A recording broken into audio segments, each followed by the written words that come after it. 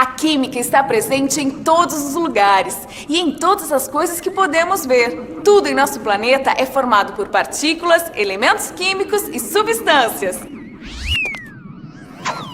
O átomo, por exemplo, está presente em tudo. Sabem onde surgiram as primeiras ideias sobre ele? Aqui, na Grécia Antiga, por cerca de 400 a.C. Faz tempo. O cara era fera. Querem saber por que ele foi considerado o pai do atomismo grego?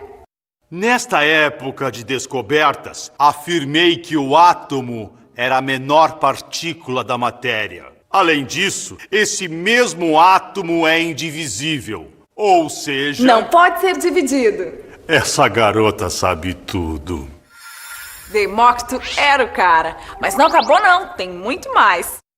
Esse aí é o John Dalton, um químico e físico inglês. Isso mesmo, garota. Acertou em cheio.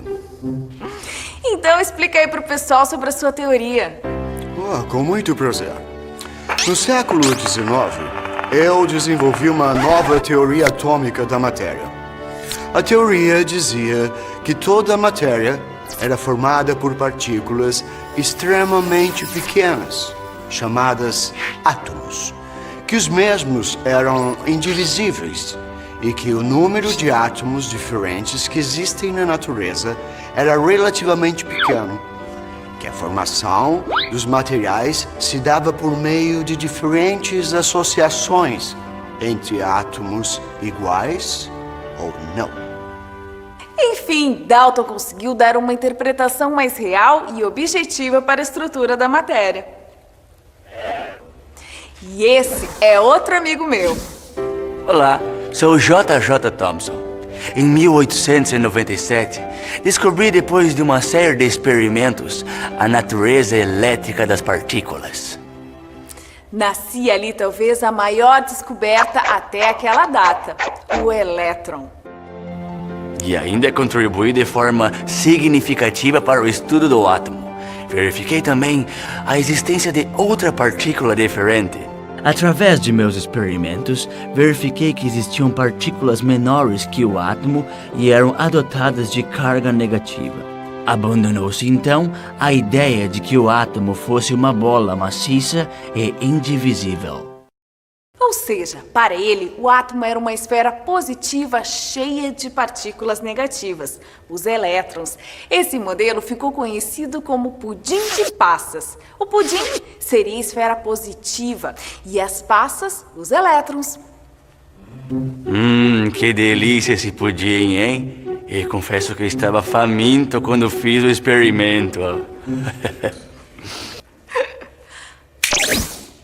Rutherford, no final do século XIX, fez a descoberta que seria a mais importante da sua carreira.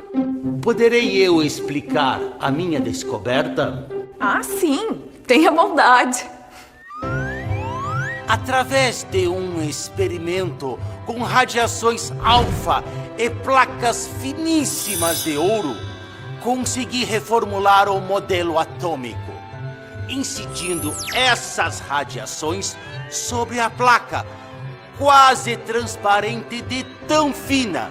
Percebi que algumas partículas, um número menor, sofriam desvios acentuados e não atravessavam, enquanto outras, a maior parte, atravessavam sem sofrer desvios, como se a placa fosse um imenso vazio. Assim, ele percebeu que a massa da placa de ouro não era homogênea, mas que estava localizada em pequenos pontos. Descobri também que o átomo se constitui da seguinte maneira: um núcleo no qual está concentrada a maior parte da massa do átomo, formado por partículas positivas e neutras, prótons e nêutrons. E os elétrons se encontram em órbita ao redor do núcleo, cuja massa é desprezível. O modelo atômico de Rutherford assemelha-se ao sistema solar.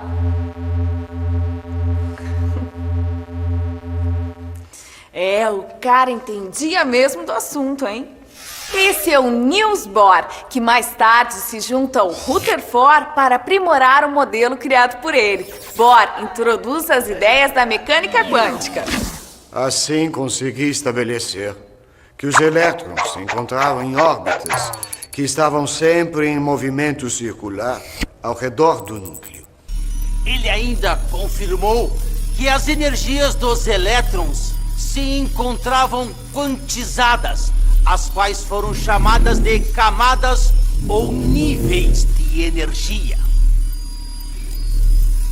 O modelo atômico definido é conhecido até hoje como o modelo de Rutherford-Bohr, e as afirmações que eles fizeram chamam-se de postulados. Ah, ainda tem mais um postulado.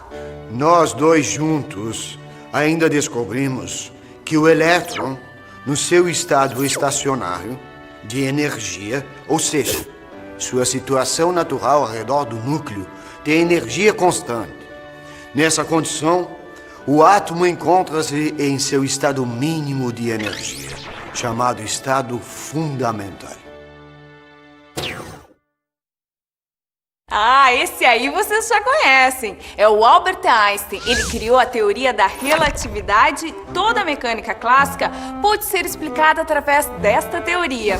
Einstein ainda utilizou a ideia da quantização de energia proposta por Planck. Em 1921, Einstein ganhou o Prêmio Nobel de Física por explicar e provar o efeito fotoelétrico. Até 1923, a ciência considerava que os fenômenos ondulatórios seriam diferentes daqueles estudados pela física das partículas. Nesta época, surgiu a dúvida: o elétron seria uma partícula ou uma onda? Em 1923, foi sugerido que o elétron teria ambas as características, seria uma partícula-onda. Em 1927, o caráter duplo ficou comprovado. Modernamente, aceita-se este modelo. Esses caras aí realmente entendem do assunto. Graças a eles, a química evoluiu muito. Mas por hoje é só. Calma, a gente ainda vai se encontrar muito. Então, até a próxima.